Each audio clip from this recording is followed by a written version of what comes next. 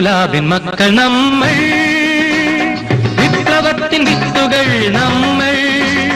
തോക്കിനും ലാത്തിക്കും തോറ്റിട്ടില്ല, നമ്മൾ തോക്കിനും ലാത്തിക്കും തോറ്റിട്ടില്ല. ഇൻകുലാബിൻ മക്കൾ നമ്മൾ, വിപ്ലവത്തിൻ വിത്തുകൾ നമ്മൾ.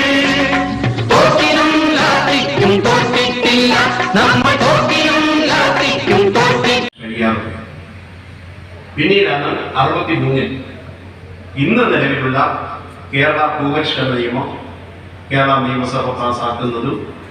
രാഷ്ട്രീയ ഇച്ഛാശക്തി ആ ഗവൺമെന്റിന് ഇല്ലാതിരുന്നതുകൊണ്ട് നിയമം പാസാക്കിയെങ്കിലും ഈ കേരളത്തിലെ പാവപ്പെട്ട കുടികിടപ്പുകാരനും കൈവശ കൃഷിക്കാരനും കാണാൻ കുടികിടപ്പുകാരനും ഒക്കെ ഭൂമി കണ്ണന്തേവൻ കമ്പനിയുടെ വിദേശ കമ്പനിയുടെ കയ്യിലിരുന്നത് ഇതുപോലെ പ്രതിഫലം ഒന്നും കൊടുക്കാതെ, നയാ പൈസ പ്രതിഫലം കൊടുക്കാതെ അച്യുതാനന്ദൻ ഗവൺമെന്റ് ഏറ്റെടുത്തു.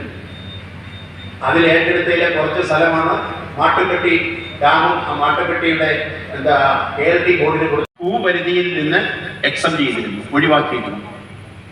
അതുകൊണ്ട് അവിടുത്തെ കർഷകന് പിന്നെ യാതൊരു പ്രയോജനവും കിട്ടുകയില്ല. അതുകൊണ്ട് അത് ഉൾപ്പെടെ ഒരിക്കലും മാറ്റാൻ പാടില്ലാത്തൊരു കാര്യം പറഞ്ഞു അവസാനിക്കും.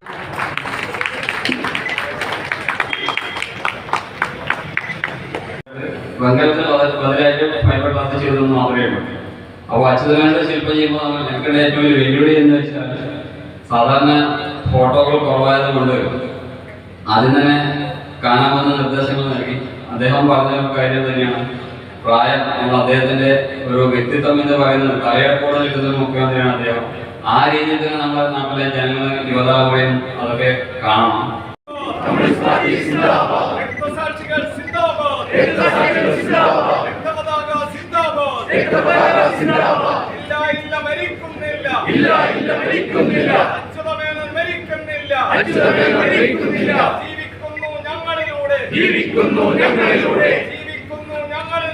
ജീവിക്കുന്നു ഞങ്ങളിലൂടെ രക്തസാക്ഷികൾ സിന്ദാബാദ്, രക്തസാക്ഷികൾ സിന്ദാബാദ്, കമ്മ്യൂണിസ്റ്റ് പാർട്ടി സിന്ദാബാദ്, ഇൻകുലാബ് ഇൻകുലാബ് ഇൻകുലാബ് സിന്ദാബാദ്, ഇൻകുലാബ് ഇൻകുലാബ് ഇൻകുലാബ് സിന്ദാബാദ്.